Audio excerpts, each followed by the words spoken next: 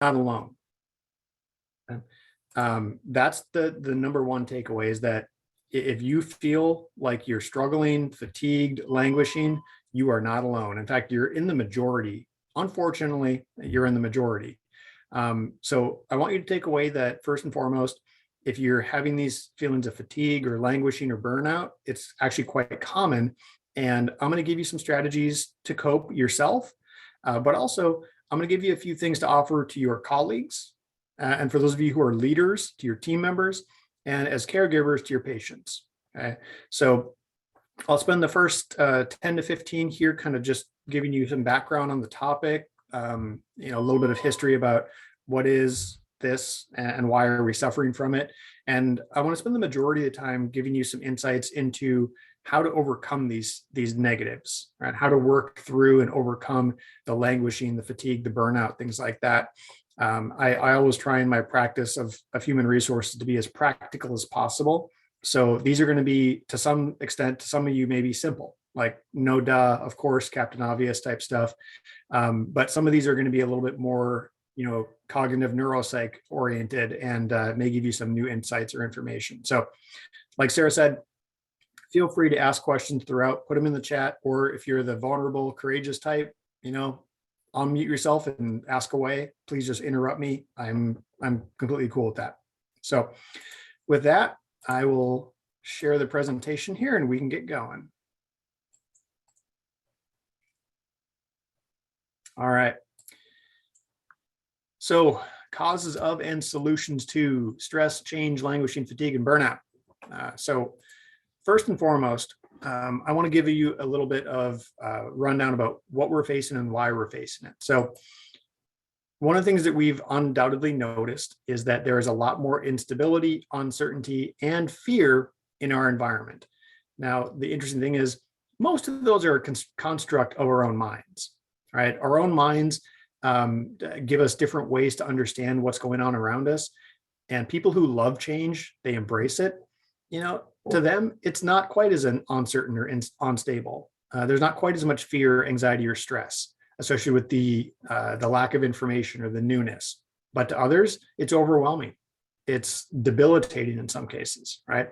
So our environment is full of these things, but how you process them differs person to person. And that's a really important point, because what you may be experiencing is probably not what your patients and colleagues are experiencing, at least not exactly the same.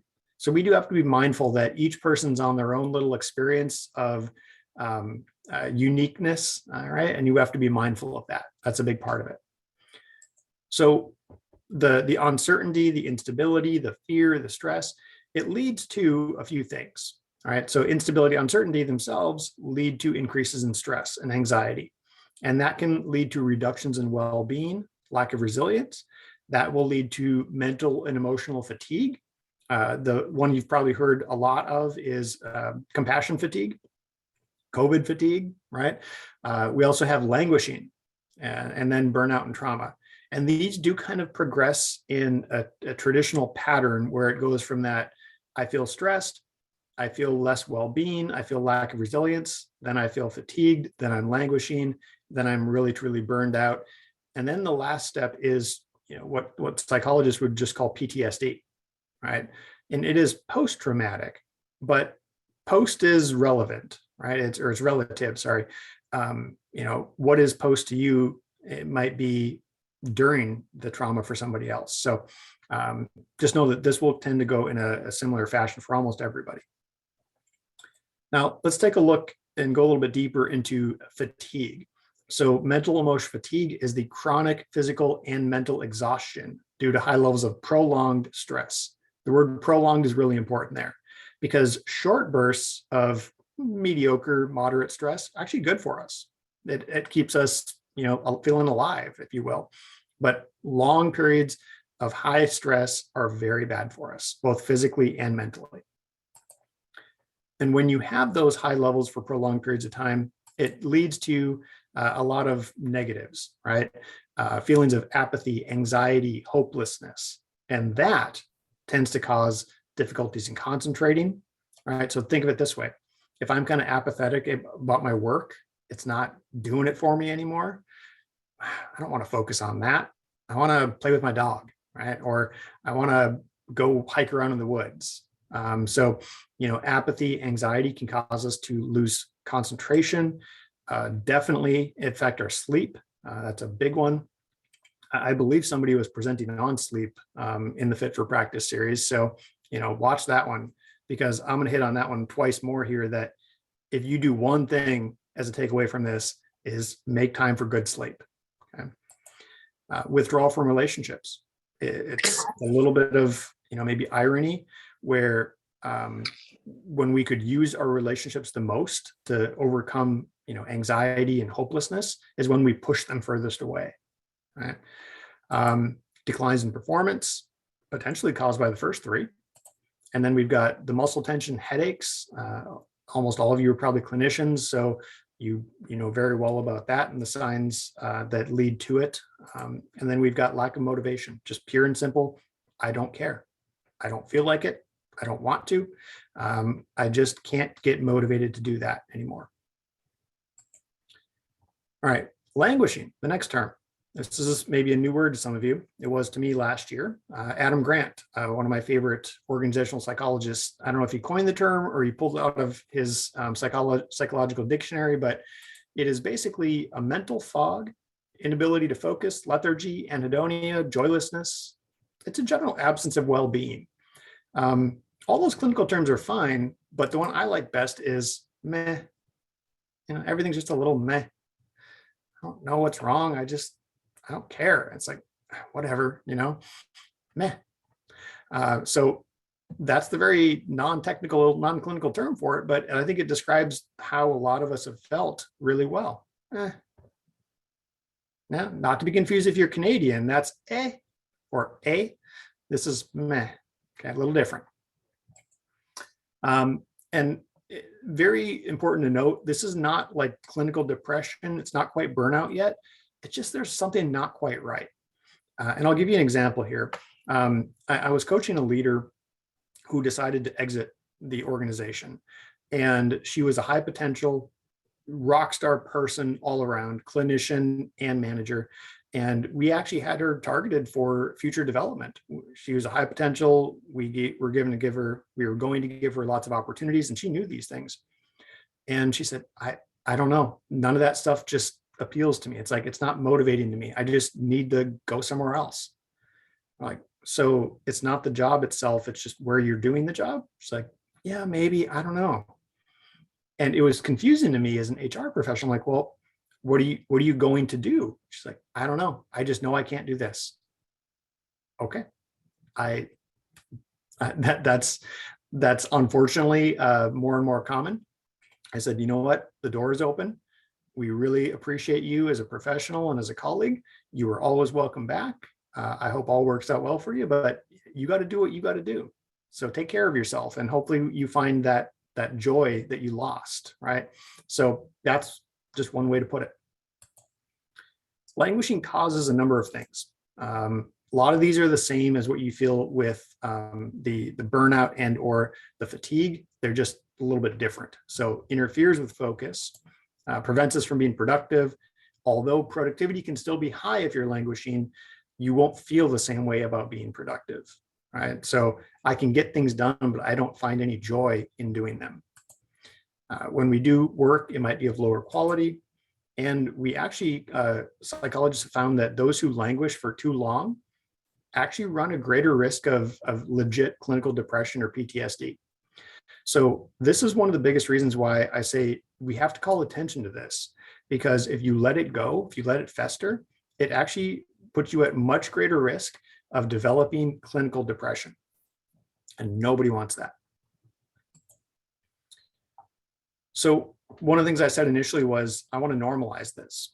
Well, here's a graph that really does that job for me. Better Up Labs, kind of a really good go-to source for information throughout the pandemic on engagement and languishing and fatigue. They actually studied their population of people who subscribe to their stuff. And what they found, this was middle of April last year. So it's a little dated, but it probably has stayed mostly consistent. They found that 55% of their people were languishing when they surveyed them. 35% were thriving, and 5% were either super functional or severe suffering. Now, one of the things they really called out was the fact that those who were in the languishing bucket, they did tend to go back and forth between thriving and languishing. And I can relate to that. I've got a job I love. I love almost everything I do on a daily basis. I really, truly love it. But I've had weeks of languishing.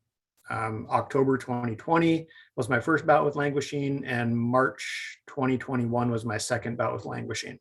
And both times, I just had to use some of the things I'm going to give you later on to remind myself that, your work matters, you matter, things like that.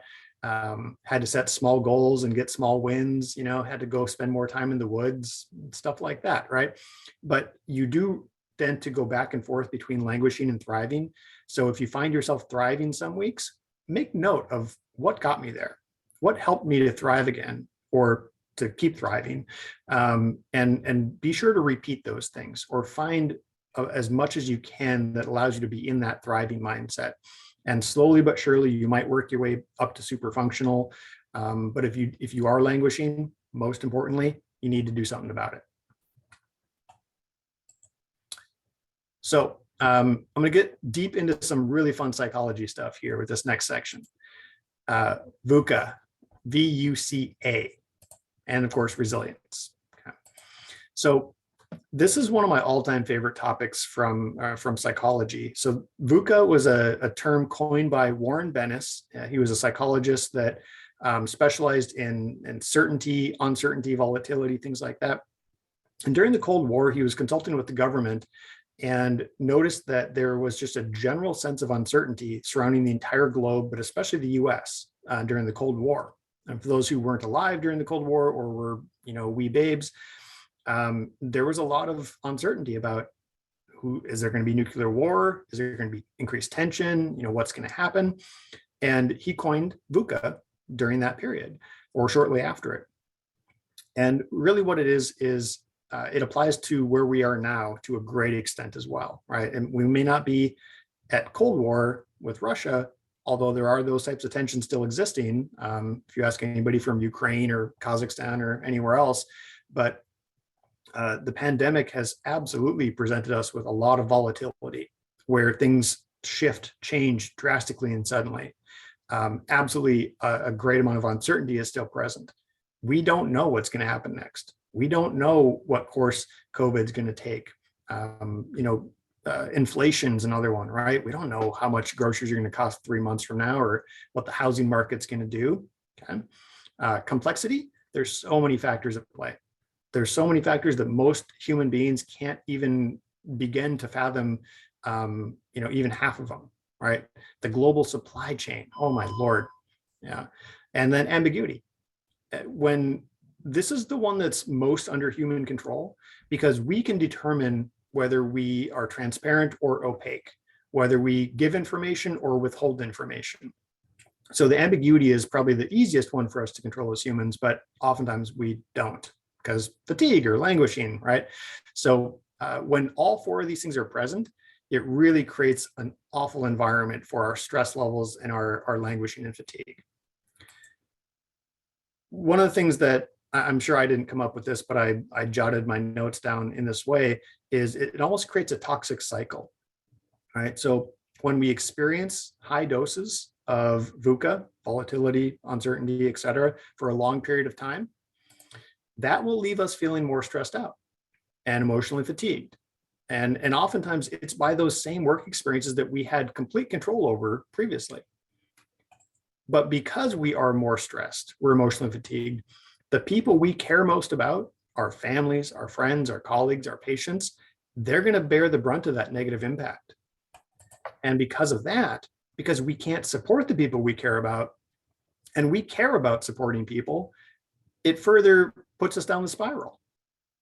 So essentially, this is where the toxic spiral or toxic cycle I'm talking about is I feel stressed and overwhelmed and I can't do this job and I can't do it well.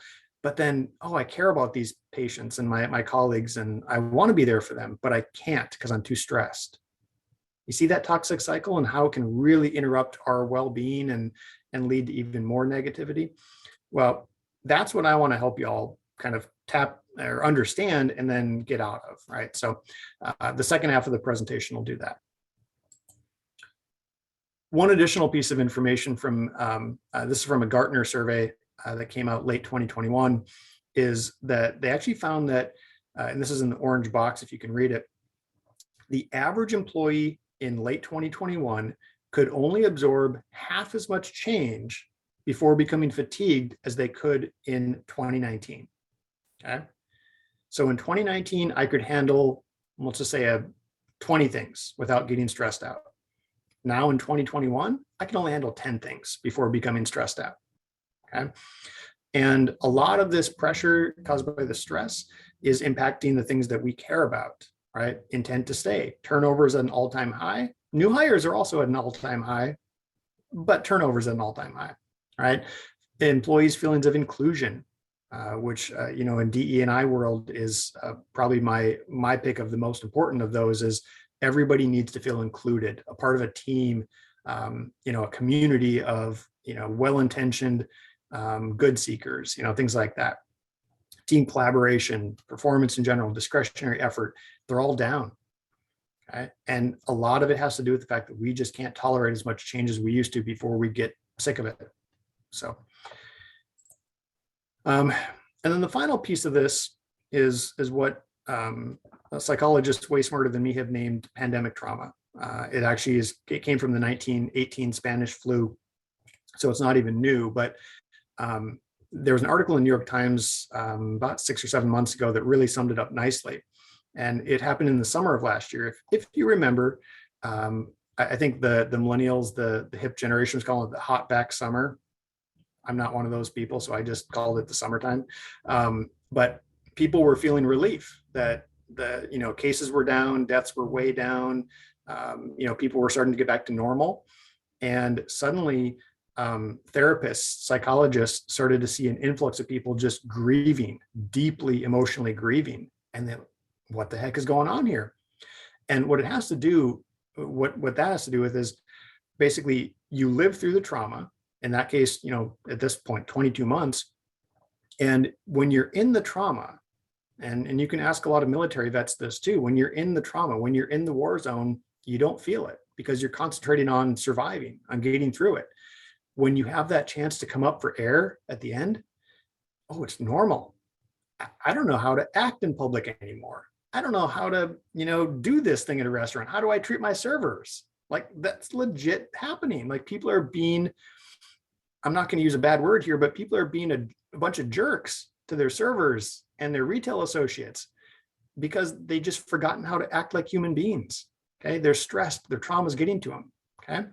So at the end of the trauma is often, or at end of the traumatic period, the actual event is often when we feel it the most. So I mentioned this to prepare you for the fact that you might start to feel it as we get into a period of, lessening infections, things get back to normal. If you start to feel it really deeply at that point, that's normal. It's not good. It's not bad. It's just what happens, right? As a human being, this is what our brains do to process the trauma that we just went through. Okay. Resilience.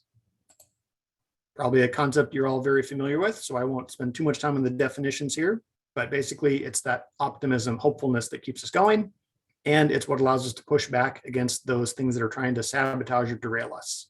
So it's what helps us overcome adversity. Now, research shows that when you have strong resilience, right? Let's go back to 2019. Put yourself in your 2019 shoes. When you have strong resilience, you get a lot of good things from it. Right? Probably more than most of you think. Keeps us engaged, helps us cope with traumas and stressors, enhances our creativity. Creativity is one of those things that you wouldn't normally associate with resilience, but it absolutely is. Because when we need creative solutions, it's often a very difficult or unknown problem, right? It's one of those VUCA factors. The uncertainty, the complexity requires a creative solution. Resilience is one of the things that provides that to us. We also feel more empowered when we have resilience. We will take charge of our future. We are generally going to be more empathetic and thoughtful as well. And for caregivers, that is so important. If you're going to be taking care of patients all day, every day, then you go home to your families, or if you don't have a family, to your significant other, your loved one, your dogs, your cats, your chickens, like I have too, right? You just, your empathy is tapped out when you have no resilience, and you just kind of muddle through the day.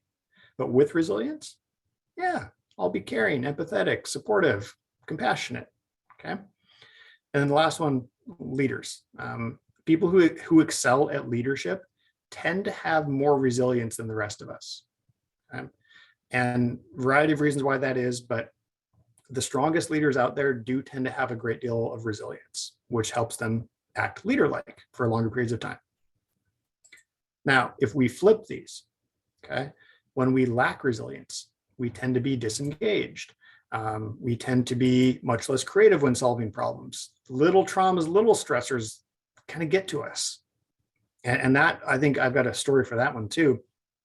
Obviously, I can't give you details because it's not appropriate to do so, but we had a center where two colleagues had been working together for a long period of time. And one of the colleagues like freaked out on the other person due to, like, I think they were wearing open-toed shoes and they weren't allowed to do that. Like something really innocent, really little.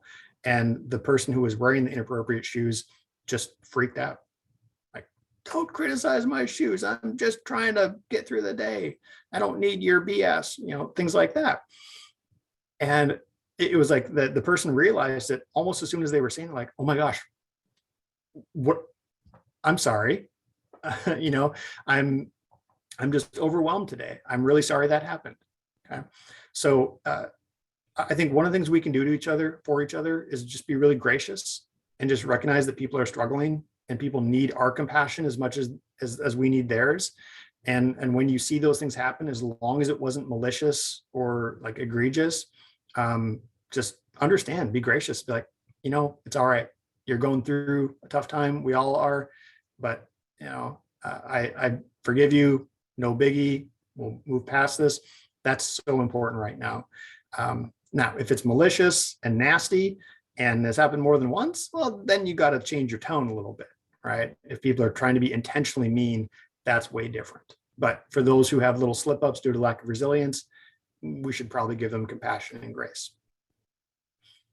Unable or unwilling to own the future, right? So one of the things that I often coach leaders on is when your people are really struggling, you might not want to just delegate and empower like you're used to.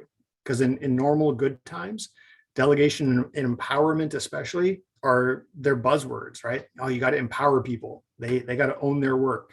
Don't micromanage them. But when people are really struggling, I wouldn't say go all the way toward micromanagement, but you definitely need to check on whether empowering them, delegating more is the right thing to do. Because for somebody who's tapped out, fatigued, languishing, and definitely burned out, that one more thing might be their breaking point. Okay? Now, if you work for a company like Select Medical, we have high standards for our people. We demand our people be productive and compassionate and empathetic, and practice their specialty to the greatest extent that they can. But we also need to recognize that everybody has an upper limit, and that upper limit does tend to move according to how their languishing or fatigue is going, right? So we just need to be aware of it. Okay, so the question that came to my mind after looking at all that data was, well, how do you develop or maintain your resilience? So here's some suggestions based on good cognitive science, neuroscience, for how to maintain or develop more resilience. First, a strong purpose, a strong why, or as Simon Sinek has said, a strong just cause. Basically, what are you working for? People who have a strong purpose are much more resilient to changes in their environment than those who just work for the paycheck or work because that's where they got their degree. Okay. Now, I know some people have to do that, and I get that, but everybody can find a purpose, find a deeper why. Probably the easiest one for most of you would be because I love taking care of people. because I love helping people heal and grow and work through their therapy journey, right? So having that underpin everything you do can actually give you more resilience. Number two, take care of yourself. And it goes in that order: sleep, exercise, diet. If you don't get good sleep, the other two don't matter, okay? Because if you are sleep deprived, you may as well be drunk. No, I mean, it's like you're drunk when you're sleep deprived, right? You can't think properly, you're careless, you're reckless, you're inconsiderate. So get good sleep. And for those of you who have new babies at home, I know you're probably like, oh, he doesn't know what he's talking about. Okay. No, I don't. But I can tell you, find or make time for good sleep is so important. Exercise and diet, close second and third. Strong relationships. Like I said before, it's almost ironic that when we need our strong relationships the most is when we push them away. And sometimes we push them away for safety reasons. Like, it's not safe to meet you at this restaurant in person. And that's legit. I'm fortunate that, I'm a member of a mountain bike team, and we had a brewery that we partnered with, and they had a patio, and we would get together for an outdoor ride. And then we sat outside on the patio when it was warmer and, enjoyed some beers after the ride. I can't tell you how much that helped, right? That one little normal thing that's, a little bit adjusted for COVID, but it was so important just to have time to relax with friends and talk about things not related to COVID usually. So, little things go a long way. One of the best tips that I give to our leaders at work here is go take a walk. If it's not safe to meet in person, hopefully that goes away soon, but go take a walk. If you're in a strip mall in an urban setting, that may be a little bit more difficult, but hopefully you at least have a sidewalk near your office and you can get out, walk with somebody side by side, mask up if you need to. But there's also a dynamic at place when you walk side by side with somebody that it equalizes the dynamic. So let's say you're a senior PT and you're out walking with your admin person. That's like, we call them patient service specialists, right? If you walk side by side, there's less of a power dynamic at play there, and that can help build relationships. So there's always a way to maintain that connection. It's often that our fatigue just gets the best of us and we decide it's too hard to do it. But trust me, it's worth it. Make a plan with contingencies. If you only have a plan A and that plan goes kaput, that's more stress, right? Make a plan B, maybe even a plan C. It will help to at least then if something goes wrong, you've got a backup that you can put into place immediately. Take time to reflect.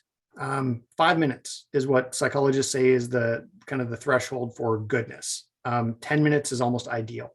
So it does not take a lot of time. One thing I tell people all the time is if you have an intense meeting, like a meeting with your boss or your team, everybody needs to take 10 minutes at the end to just decompress. So if everybody has to go back to patient care at the end of that meeting, don't make the meeting 60 minutes long, make it 45 minutes long. Okay. Give yourself that buffer at the end so that everybody can go and just decompress or relax or talk amongst themselves, right? Do your darndest not to go back to back to back all day. Sometimes it's not possible. But those days when you do go back to back to back, at the very end of your day, once all the patients are gone, once you're on the drive home, reflect on what went well today. What did I do well? What did I get recognition for? What do I have left to do for tomorrow? Right? Those things make a big difference in how well you feel about your ability to make progress. Okay. Focus on the most critical matters in people. When you think about what matters most and you're able to prioritize, which is really what this is about, it can help you manage your day. Pretty simple there. Set small goals to enable small, regular wins to get you back on track. This is one of the ones that worked really, really well for me. I'm fortunate. I love what I do, but a lot of the things on my to-do list were very big, right? National programs and projects. Like I had a national leadership mentoring program that I got kicked off, and we're doing succession planning and 360s for development. They were all really big, and I wasn't getting any wins. Okay, what I had to do was reset and say, what are the small things I could do? So my to-do list morphed from these 5 ginormous things to about 20 little things that I could do easily in a day or two. And that helped immensely, right? So if you're trying to dream too big, take it down a few notches. It might help. And the last one here, show gratitude, empathy, and other positive emotions to yourself and others. Okay. I like to channel into one of my all-time favorite philosophers, Mr. Rogers. You know, be a good neighbor. Won't you be my neighbor? And Mr. Rogers is the all-time best. But anyway, you know, showing that gratitude, empathy, appreciation toward others, it goes a long way. Okay, I've been talking for half an hour here. Any questions, thoughts, anything you want me to expand more on? You can also write them in the chat.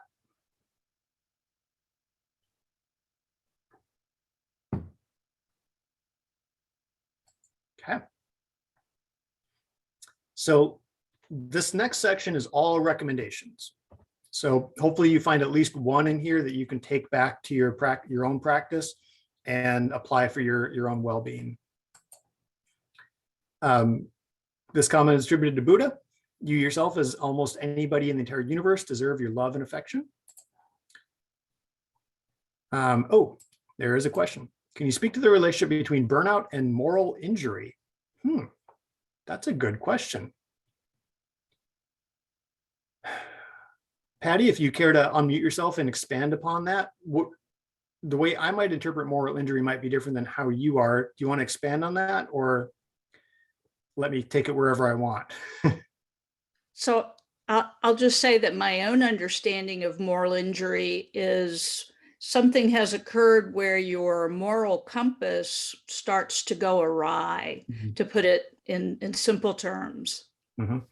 Yeah, okay, I was interpreting it correctly. Thank you, Patty. So the example I gave earlier, where somebody who was burned out, fatigued, and they kind of lashed out at somebody, of course, the unintentional nature of that, it makes it forgivable.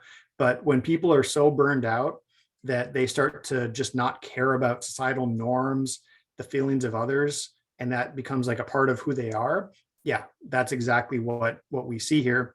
And I'll give you a good example. I live out in the country, and I'm on kind of a rural road.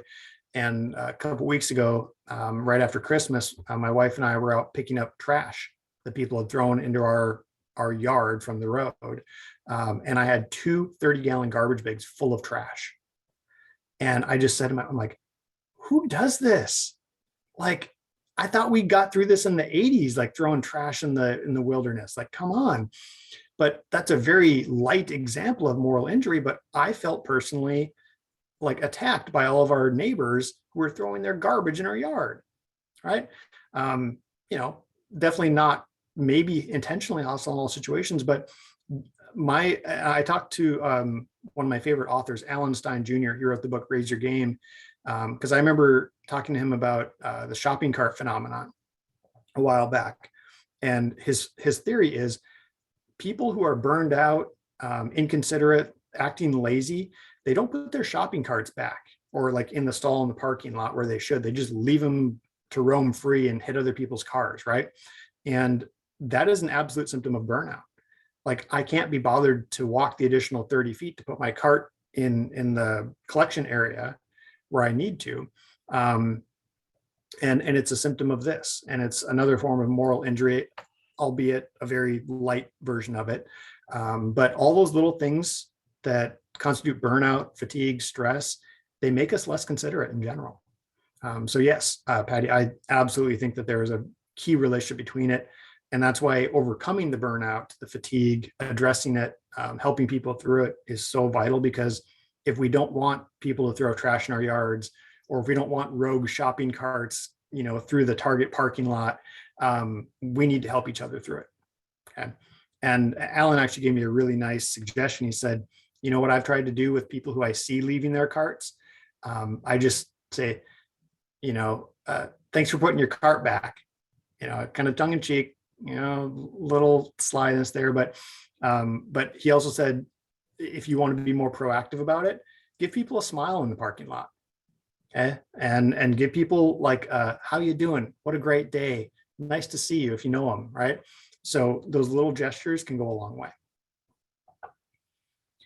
Cheryl, good question. When do you advise staff that it's time to seek help beyond what you can offer as the supervisor? Yeah.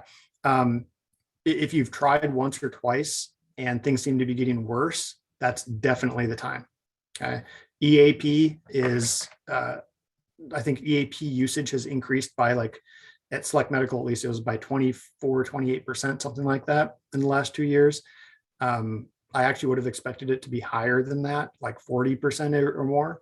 But if you've tried and you get a very blank or negative reaction to it, that's a sign, right? So if you try and help and they refuse or ignore, that's a sign that you should push a little bit more, go to HR, your HR business partner or whomever it is.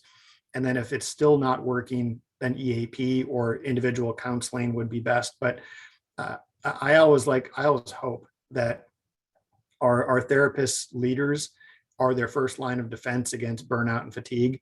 But again, most therapists, most managers are not trained clinicians in the psychological arts and sciences. So if you've tried once and gotten a negative or a blank stare back, or it gets worse, that's definitely time to assist them in seeking additional counseling and help. Thank you for the questions. Those are good ones. All right. General recommendation for Mr. Rogers there. In times of stress, the best thing we can do for each other is listen with our ears and our hearts and be assured that our questions are just as important as our answers. Basically a way of saying you got to connect with people and you've got to be willing to ask that question and listen intently to support people. Okay, general recommendations. Here's that same one again. You got to help yourself before you can help others, right? So these are recommendations for what you can do for yourself. Just like if you're on a plane, you got to put your mask on, or your air mask on before you can help others. You have to make time for yourself first. You have to take care of yourself. Otherwise, there's no way you can help your colleagues. Find ways to use your core talents and skills. This is one where hopefully your job utilizes your skills and abilities every single day. But some of you may have talents that are not tapped into by your job, in which case you need to find an outlet for them. I have numerous friends who are extremely creative in the artistic realm, and they spent a lot of the pandemic doing things like painting or creating crafts, coloring, right? That was popular back in the day. For me, it's woodworking. I love working with my hands. I love the smell of sawdust. Like it's amazing what it does to reset my mind if I go out to the garage and turn the saw on and build something, right? So hopefully your job uses your core talents, but also if it doesn't, or if you have a talent that you think would help you overcome some fatigue, make time for it. And I realize that's simplifying, make time for it. Yeah, what time? I've got kids and pets and work and, friends, like where am I going to find time for myself? I would argue that should be your number one priority, right? Sometimes we have to take care of ourselves and prioritize it, thus, otherwise it won't happen. Set reasonable expectations. Pre-pandemic, I know a lot of people were very, very ambitious, and it took them a long time to adjust those expectations and ambitions to account for the fact that we're in a pandemic. A lot of people kept acting like normal for a long period of time, and that probably hurt their stress levels quite a bit more because they weren't getting anything done, and it was stressful, right? So sometimes you have to adjust and readjust your expectations. Mentioned this one before as well, reflect. And specifically reflect on the positives and your strengths. Just take stock of, again, what did I do well today? And how did I do that so well? Oh, I'm capable, or I'm really knowledgeable in, the art of manual therapy, or I'm really good at vestibular concussion therapy, right? It's self-grandizing to some extent. Yeah, don't take it too far, right? Don't grow your ego too much, but when you're in a place of lower resilience or fatigue, it can only do good things for you to remind yourself that I'm talented. I've got this, right? One of my favorites, pragmatic optimism. Yeah. So this is the practice of adding the phrase, but at least, to the end of a negative sentence. Okay. So the most popular one I've used is, well, my vacation plans got scrapped because of COVID, but at least all of my home renovation projects are now done. If you like being in the office and you couldn't, this doesn't apply to clinicians as much, I know, but I've had to work from home for the last few years and I miss my colleagues, but at least my dog has never been happier, right? So add the but at least to the end of the negative sentence. And trust me, there is a but at least for almost everything out there. Okay. I've gone through probably 30 or 40 examples with other people, and there's always a but at least. You just have to search for it. And key insight here, searching for the but at least with somebody else makes it really, really easy. Okay. So basically what I'm saying is have somebody else add the but at least for you. Communicate openly and often about how you're feeling and what you need. Have that support person, right? I never got into Sex and the City really hard, but I know this series, right? And the brunch that they would have, just to kind of debrief and just be friends, right? I'm not saying go out to brunch. That might not be safe to do so, but have people that you can just be yourself with, that you can communicate with and be open with. It's very valuable. Focus on strengthening your relationships. That goes right along with the previous one. Find a hobby or leisure pursuit, right? Whatever your thing is, okay? Whether it be golf or hiking or biking or woodworking or cooking or dogs or cats or bees or whatever it is, you got to find your leisure pursuit, okay? I told somebody this the other day, like, so what are your hobbies? And he said, I really don't have any. You need to find some. What do you enjoy? Like, what are the things that deep down bring you joy and things like that? It's like, so in any case, you got to find your hobby or leisure pursuit. It does wonders for your stress levels if you can engage in that regularly. Okay. Any other ideas about what maybe you've done for yourself to help overcome languishing or fatigue? Any ideas from the audience here about what you've done that's helped you overcome? Go ahead and write it in the chat box or speak up.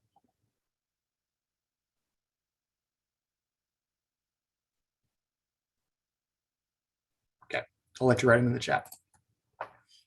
We'll move on to what you can do for others.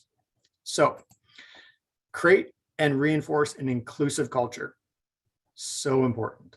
Oh, we got a few chats. Volunteer. Good. Absolutely. Text string of funny memes. Somebody at Select Medical out in California does that too. And it's absolutely a great one. 1 day a month off, pre-scheduled, no family obligations, just rest. Love it. Right. Haikus. Yeah. Writing is a really good one. Thank you, Edward. Yoga. Absolutely. Yep. Again, it gets back to whatever your thing is, whatever de-stresses you. For some of you, writing might be stressful. For Edward, it's calming, right? Specific types of writing, I'm sure. For some people, going for a long hike might be stressful. For others, it's the most amazing thing you can do, right? Find your thing and make time to do it. Thank you very much. Those are good ones. All right, inclusive culture. There's a line from Psychological Safety that I always love, and it applies to inclusion, which is inclusion is a right that everybody is afforded unless they are a threat. Okay, so everybody gets included without condition as long as they're not a threat to you or the other members of the group. That's basically inclusion from my point of view as a psychologist, right? Everybody gets included unless or until they're a threat, period. No exemptions, okay? Next one, share and reinforce the purpose. For those who are struggling to find that purpose, share yours, help them find theirs. Start with why and find your why from Simon Sinek, offer literal recipes to do that. So, and they're all free to the public. So that might be a resource to use. Be generous with your time. To the question that was asked earlier, how do we know when to refer that person to somebody else? Well, give it a try first, right? Provide some support, give them some of these recommendations or try some of these recommendations.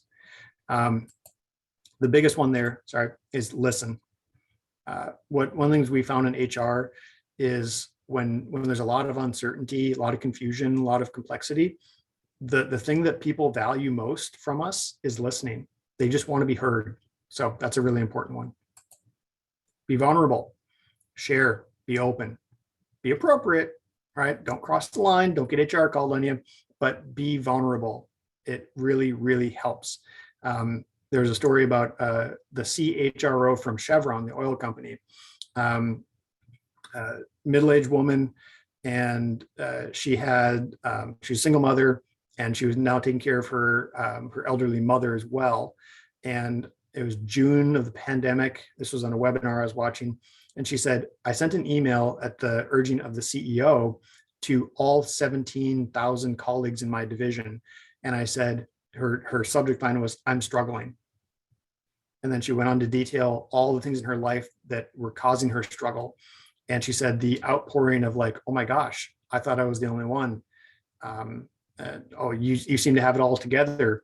Like, well, it was a front. But that vulnerability opened up a conversation and actually led Chevron to create this employee portal where people could share experiences, ask for help, provide help and things like that. And she said it was the most amazing outpouring of community she's ever seen at Chevron. And the electrifying impulse, the catalyst for that was her being vulnerable. So I always think of that when I think about, should I be vulnerable or should I not? If it's appropriate, yeah, you should. Guide others toward tasks and projects they enjoy. Pretty simple.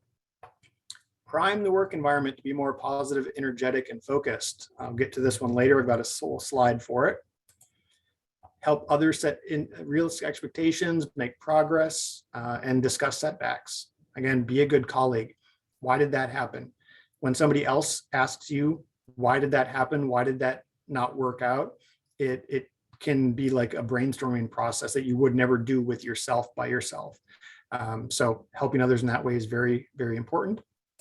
And the last one, probably the simplest one that we don't do nearly as much as we should, is celebrate individuals and their successes. Okay. When you think about an individual, think about your best friend at work. Okay. Hope you all have one.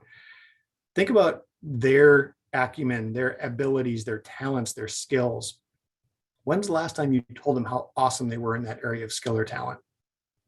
Okay. Now, after this is done or tomorrow morning, go tell them. When we celebrate individuals outside of their successes, we acknowledge that they are a good, awesome human being. And let me tell you, at Select Medical, I think of all the recommendations I've made here, that's been the most impactful, because people have just started sharing, like in their email signatures, I appreciate you. And I appreciate you is good. I appreciate you because you're an amazing resource, or you're always so positive, or I love your attention to detail. Even better, show appreciation for the person. It does wonders for your morale. Do not overlook successes though. All right, you got to still celebrate the successes. Just add in that other one of celebrating the individual and their talents. Adam Grant, I mentioned him earlier. He's my favorite OD person out there. He said one of the best anti-anxiety medications is generosity. When we help others, it helps us to de-stress because we feel valued and capable, right? I'm helping you. Oh, I feel valuable, right? So talking through somebody else's problems can give us wisdom for our own challenges, help us cope, and motivate us to follow through. I love the wisdom there. It's amazing. So if you're wondering what to do, where to start, maybe go be generous with somebody. Volunteer, right? Patty, you mentioned that as one of your favorite things to do. That's wonderful. Volunteering, supporting, coaching others, mentoring others, teaching others, all good ways to be generous. Okay, priming, emotional contagion. So priming is a term in psychology where we expose somebody or some people to a stimulus in order to influence their later thoughts or actions or response, right? So if I prime you to expect a positive or a negative, that'll make that emotion come up more easily. So think of it like this. My favorite example is you're at a comedy club and the warm-up act is super funny, right? You're going to see a comedian you never heard of, but the warm-up act is super funny. I used to love going to comedy clubs pre-pandemic, and you get that opener who's just hilarious. Your smile, gets going, and you're like, oh, I'm in a great mood now. Okay. Then you laugh more at the mainline comedian or at the headliner. Okay. So prime the work environment with laughter, and you will get more laughter later on. Pretty simple. You can also do it with fear, stress, anxiety, frustration, right? But you shouldn't. So don't be an Eeyore, basically, is what I'm saying.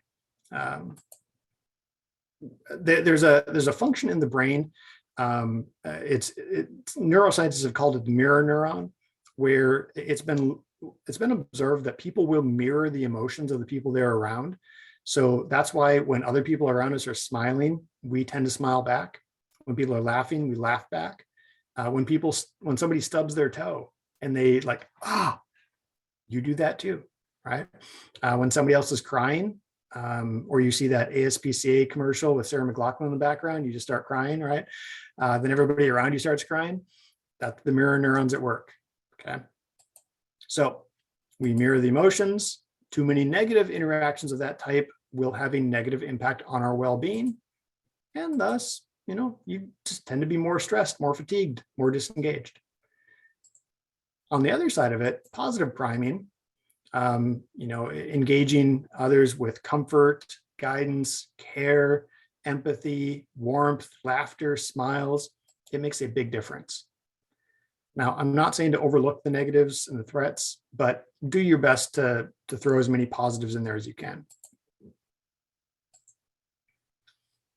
Supporting our patients. This actually comes from our director of patient engagement, Julie Jimerson. I asked her, so when patients vent, when they dump their frustrations on you, what do you do as a therapist? And she said, well, that happens.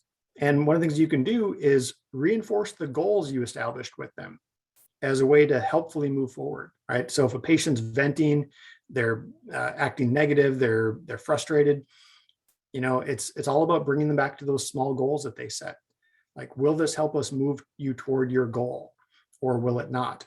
Will this help you achieve what you wanted to achieve today, or will it not? Okay, it won't always work, but it's one solution. You can also just spend the time at the front end to build the trust. We will always be more candid and more open, more trusting with people we care about, with people we know. So the therapists who build the most rapport, the most trust, will have the easiest time working with patients who tend to get frustrated really easily. And then motivational interviewing, guiding questions. So instead of making a statement like, that's not helpful, you can turn it into a guiding question or a motivational interviewing question in terms of like, in what way will this help us make progress? Oh, I just need to get the frustration out, then I'll be more positive. Okay, good. I'm going to hold you to that. I'm simplifying things greatly here, but we only have an hour or so. Here's a little script, right? Use it or not, it's there. Sarah will upload the slides, so you'll have access to that. All right, I'm going to be grandiose with the final slides here. The foundation of everything, and I'm not overestimating this here in my opinion. Trust. Okay. Now, Zenger and Folkman, this research outfit I think they're in Palo Alto, California. They work with Stanford, and they did some studies on trust, and they found that there were 8 factors that most enhanced trust when you did them consistently. Those 8 factors were: you care deeply, not just superficially. You care deeply. I care about you as a person, a human being, not just a colleague. You support unconditionally. So even if, or I should say, especially when things go wrong, when we're struggling, when we failed, when things aren't working out the way we wanted them to, I support you. That is so, so important. We need to support people, especially when they're struggling. That's the unconditional part. Communicate with candor. Brené Brown, in her wisdom about vulnerability, was really onto something there. If you communicate openly with candor, that's great. There is a caveat to that one though, and that is you need to do the first two things first. And this comes from Kim Scott, who wrote the book Radical Candor. She said, if you communicate with candor before you've established that you care deeply and support unconditionally, you're a jerk. So yeah, I agree. People need to know that you care deeply and support unconditionally before you can openly communicate with them, operate with candor. Validate perspectives and ideas. Now, this does not mean accept. There are such a thing as bad ideas. Trust me, I've seen plenty of them, but you at least need to validate those ideas. Talk to the person about it. Why is that important to you? Tell me more about your idea. Let's explore this, right? If you approach that in that way, you build more trust. Act with good judgment, be responsive to others, follow through on commitments, act as a role model, all pretty basic things, but still very, very important. And what they did is they put these on a percentile. And when you do all 8, that's the top row here, the amount of trust you gain with people is enhanced by 80%. You get 80% more trust when you do those 8 things consistently.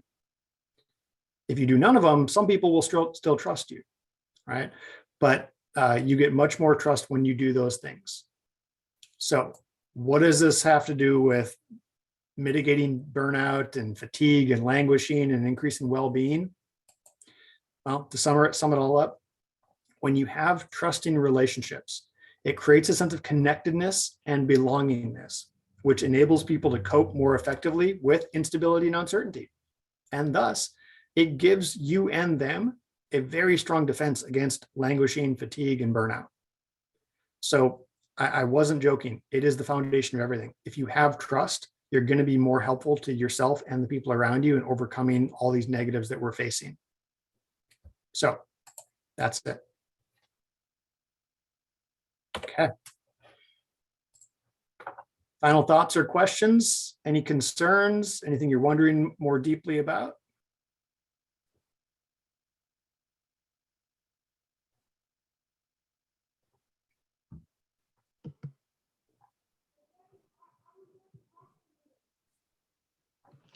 Brent, you must have answered all the questions. Thank you. Thank you very much. And guys, if you're still typing, go right ahead, put in the chat. We're not going to hang up just yet. But Brent, really, thank you for your time. It was excellent. Very grateful for you.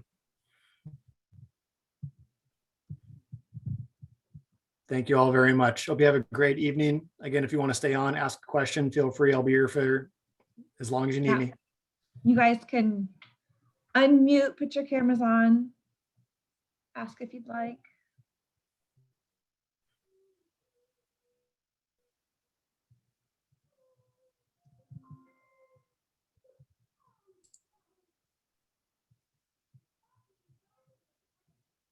Hi, good evening. I hope you can hear me. Yep. We can hear you. Sorry, I'm in my room, so I'm hiding from children. But I had a quick question because I heard you were talking about like the meeting setup, how bosses or supervisors should give at least 10 minutes, 15 minutes grace just for decompression. And then I think there was a statement about productivity, like if your organization is expecting certain goals. So how do you balance the two? So how would you balance, like, so I work for a larger institution, so productivity is very high. And then with everything going on, obviously we understand like fiscal responsibility. So how do you balance the two? Yeah. And so Select Medical, we're a publicly traded for-profit healthcare company, right? I get that. And I'm always talking with our leaders about how do you help your employees balance the need for a certain number of visits per day, certain amount of revenue per quarter. And I think the key thing is individualization. And this is greatly simplifying it, but what one person can tolerate is going to be different from what somebody else can tolerate. I can't tell you how many times I've had conversations with leaders about, wow, this PT is struggling to hit the metrics we want them to hit. And the question I always lead with is, why? why do you know why they're struggling to hit those metrics? And about half the time they say, well, yeah, I think it's because, wait, you said think. Why do you think that? Have you talked to them about it? Are they burned out, fatigued, languishing? Are they having problems at home? Are they distracted? Are they languishing? Are they already one foot out the door looking for other work, which has happened quite a bit? And a lot of times the answer is, well, I'm not sure. Then my job becomes easy because I'm like, okay, great. Here are 3, 4, or 5 questions you can ask to understand the person a little bit better about what is causing this lack of motivation or focus or productivity. And one of the things that I've done with our leadership team quite a few times is just remind them that in everything we do, there is a deeper purpose. We don't ask you to hit this revenue target or this productivity goal because we just like money. I mean, that's an outcome of doing that, but we don't do it for the money. We do it because making more revenue, for instance, one of the things I like to think about is we need to make more money because that allows us to take better care of the people in our communities. Like making more revenue allows us to offer more education to our clinicians, tuition reimbursement, 401k matching, PTO, very generous PTO policies. But also making revenue helps the patient population because the more money we make, the more centers we can open around the US and the more people we can impact, the more specialties we can offer. So that's the type of thing that I think a lot of people, when they're stressed or overwhelmed, they forget about those things as the driving force behind why we do what we do. So Natasha, that's really the thing that I found to be most helpful from my position. Now, when you get down to the ground level and the PT or the OT or the PTA is really struggling and they're just not there, will it help them overcome all their negatives? Maybe, maybe not, but it won't hurt to remind them of the fact that we need this productivity not to make money. That's an outcome, right? We need this money, we need these visits, we need this revenue in order to support you as employees and support our patients, support the communities we're a part of. So that never hurts, but then also individualize. And if it's like a problem at home, right? That gal from Chevron that I was telling the story about, nobody at work, not even her CEO, knew that she was a single mother with a child at home, and now her mother had moved back in with her during the pandemic. People are like, oh my gosh, how do you do it? She's like, some days I don't. Some days I break down and cry. But that outpouring of vulnerability led to a lot more support. So individualize, share the purpose, the behind the scenes. And if none of that motivates, sometimes you just need to offer, a break. Because I remember one leader came to me and said, I think this PT is on the verge of leaving. And I said, so what have you done? Like, well, just kind of reminded her, reinforced and appreciated her. I'm like, okay, that's good. Have you offered her a day of PTO? Well, no. Have you offered her a week of PTO? That might get a little bit outside the bounds, but if it's, we're going to lose this person or we're going to take some more dramatic action, let's talk about the dramatic action we can take, like a leave of absence. We've put a few employees on leave of absence who needed it to kind of get their world in order, if you will, take care of their mental health, things like that. And we've also moved people around. We're, as you are, Natasha, fortunate to be a part of a bigger organization. You can move people around if it's the environment they're in that's causing some of the negativity. And sometimes the research we've explored on languishing actually says that just a change of scenery will overcome a lot of the languishing. So being able to move somebody around, being open, and the manager has to be comfortable with that, right? Managers have to say, I would rather lose somebody in my clinic, but retain them in the company. And that's hard to do, right? Because you're losing key talent, but that flexibility of letting the person go and but still be within the company, it's hard to accept sometimes. But in any case, I'm rambling at this point, but I hope that helps. It did. Thank you very much. You're welcome. Brent, do you have time for a couple more questions? You bet. Okay, let's see. The next one we have here is, can you shed a little bit of light on how to deal with simultaneous grieving, like the loss of a family member? Sorry to hear that. You know, I really think when somebody is grieving in multiple ways, you have to prioritize the grieving.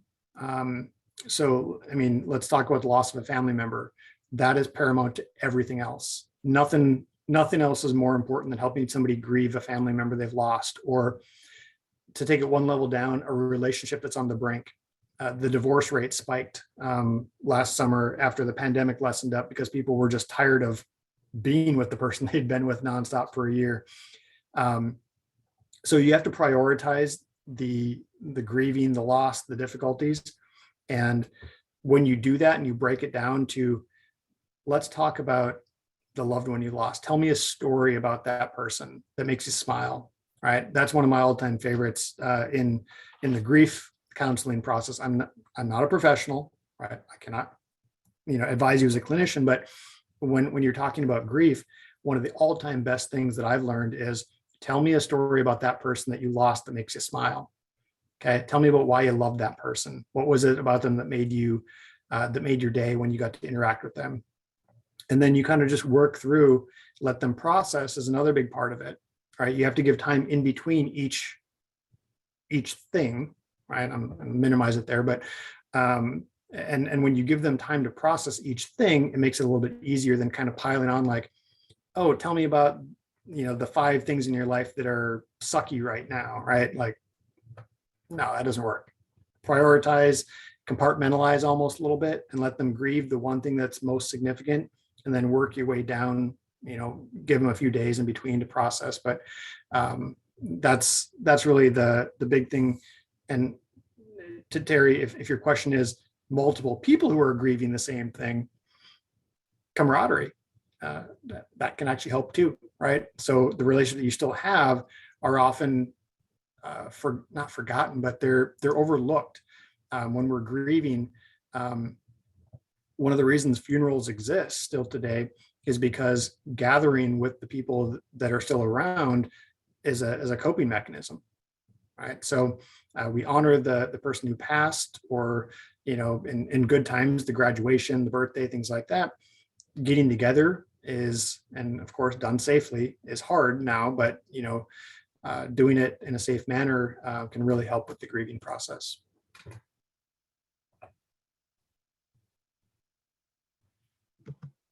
Jamie asked a question, any recommended resources? So Adam Grant, yeah, all of Adam Grant's stuff is phenomenal. Brené Brown, the Dare to Lead is her book on vulnerability. That's quite good. Trying to think, Raise Your Game, Alan Stein Jr., one of my all-time favorites. Look at my bookshelf here.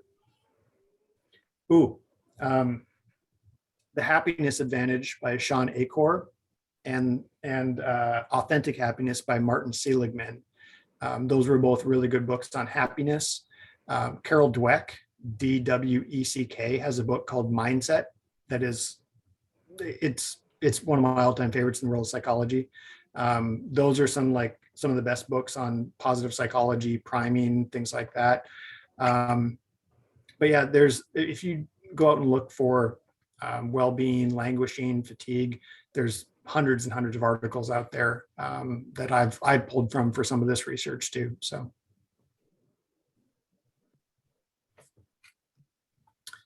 And 4 to 5 questions you ask when somebody appears to be languishing. I don't have a script for that, actually. It comes with kind of just being a good coach that I kind of feel it out. But I can give you the 2 things that I have found unconditionally help to set the tone and understand, which is what's on your mind, or what are you thinking? Or right now in your world, what do you care most about? Right? That's one of my favorites, because if you're exploring the person's more personal side of languishing or fatigue, right now in your world, what do you care most about? it can really expose a lot of those deep feelings. Now, you have to have a good relationship with somebody for that to work. And it could be inappropriate if you do it incorrectly. So be careful with it. But when I'm coaching somebody, that's often what I lead with, because I'm usually or sometimes more aware of the work world that they're in, but it's the personal stuff, the things that are occupying their mind when they're at work that aren't work, that I need to explore a little bit. And then one of the really helpful things, this comes from the Coaching Habit. Michael Stainer wrote the Coaching Habit, and there's a series of questions in there that are really helpful. One of them is what's on your mind, right? Or, I have some thoughts on this, but first I'd like to know what's on your mind. But one of the most important things you can ask as a leader, as a coach, as a team member is, tell me more. Okay. So, and what else? Tell me more. It shows investment in the person to go deeper. So when you think about, you ask, how are you doing right now? Or what's on your mind? And they give you the surface level, the superficial stuff. And it's up to you then, as a compassionate, caring human being, to go one level deeper. And without probing specifically, which you could do, oh, well, tell me about your sick grandma, or tell me about your hospitalized mother, or your dog that's not doing well. You can always do that if they give you a specific. But what Michael MBS is what he goes by, Michael Bungay Stenger. What MBS recommends is simply leaving it open-ended and saying, well, tell me more. You can also add in, well, I'm really curious, tell me more. If it's a positive thing, or if it's negative, ooh, that sounds rough, tell me more, if you feel inclined to do so, right? So tell me more shows the other person that you're invested in their well-being, because you care about them more deeply than the superficial level. So that tends to work really well if you do it. But to get the conversation started, it's always a little bit more awkward, but what's on your mind? How can I help? What's the real problem here for you? That's another really good one. If somebody's super negative, they're only throwing out problems. What's the real problem here for you? That's a brilliant question. I wish I could take credit for it. It's from the Coaching Habit again, but it really centers the person on what is the root of the problem. So those are some of the questions that I tend to use extensively as I coach people, whether they're languishing or not, but especially when they're languishing, they do tend to help.